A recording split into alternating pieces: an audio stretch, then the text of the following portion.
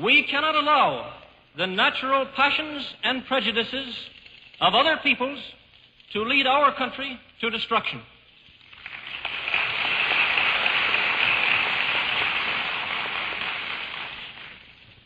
The Roosevelt administration is the third powerful group which has been carrying this country toward war.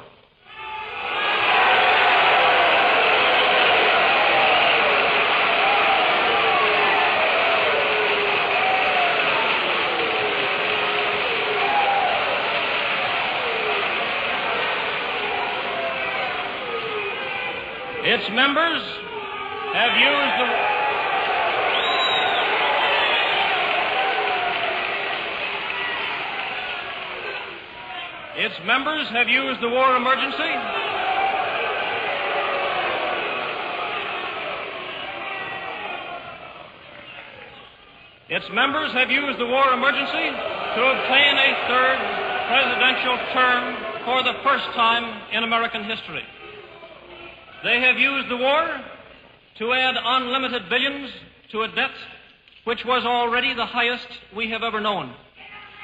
And they have used the war to justify the restriction of congressional power and the assumption of dictatorial procedures on the part of the President and his appointees.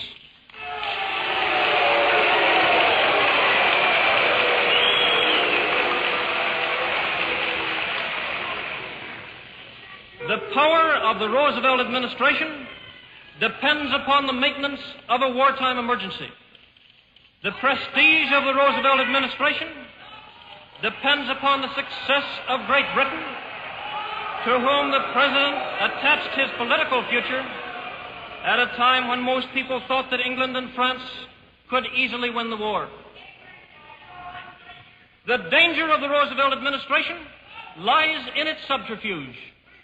While its members have promised us peace, they have led us to war, heedless of the platform upon which they were elected.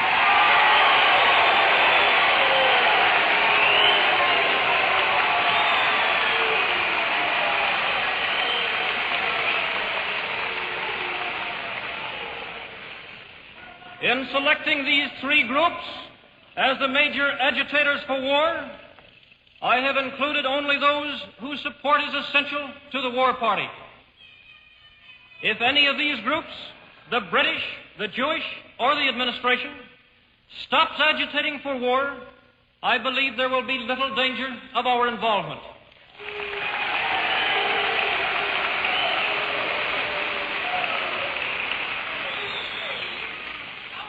I do not believe that any two of them are powerful enough to carry this country to war without the support of the third. And to these three, as I have said, all other groups are of secondary importance. When hostilities commenced in Europe in 1939, it was realized by these groups that the American people had no intention of entering the war. They knew it would be worse than useless to ask us for a declaration of war at that time. But they believed that this country could be enticed into the war in very much the same way that it was enticed into the last one.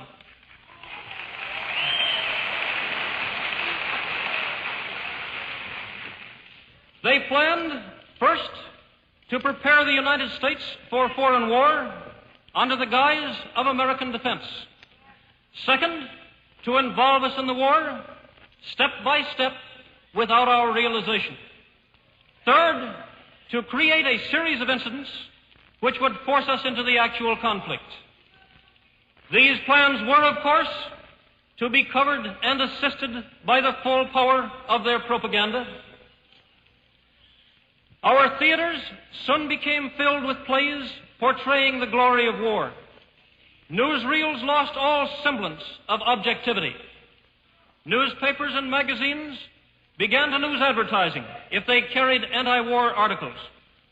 A smear campaign was instituted against individuals who opposed intervention. The terms fifth columnist, traitor, Nazi, anti-Semitic were thrown ceaselessly at anyone who dared to suggest that it was not to the best interests of the United States to enter war.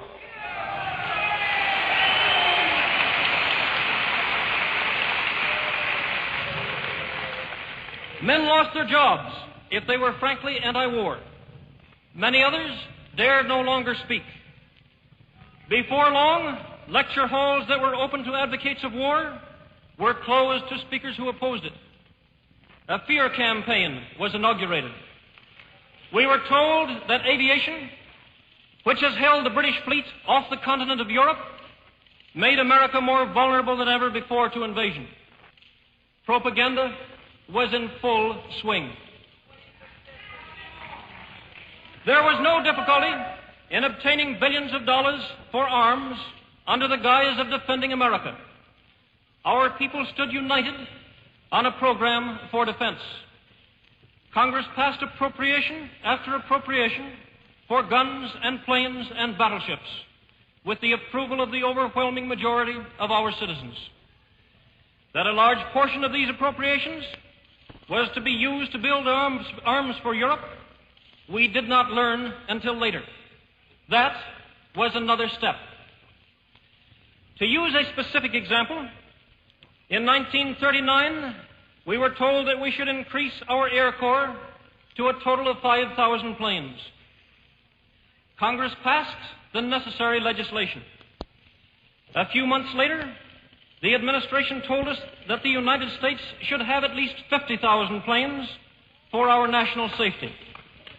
But almost as soon, almost as fast as fighting planes were turned out from our factories, they were sent abroad, although our own Air Corps was in the utmost need of new equipment.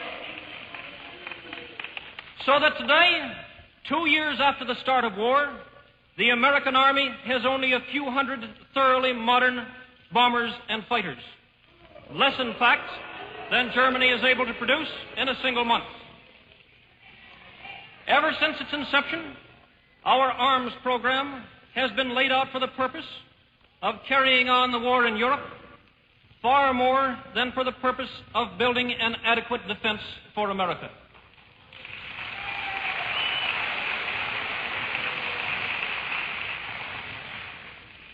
Only one thing holds this country from war today.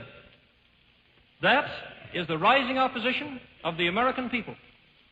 Our system of democracy.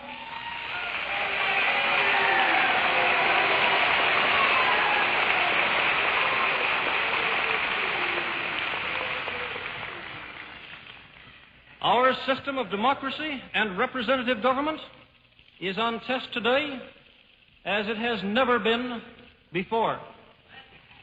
We are on the verge of a war in which the only victor would be chaos and prostration.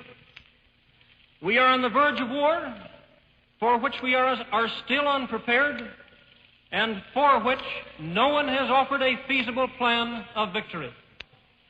A war which cannot be won without sending our soldiers across an ocean to fight and to force a landing on a hostile coast against armies stronger than our own.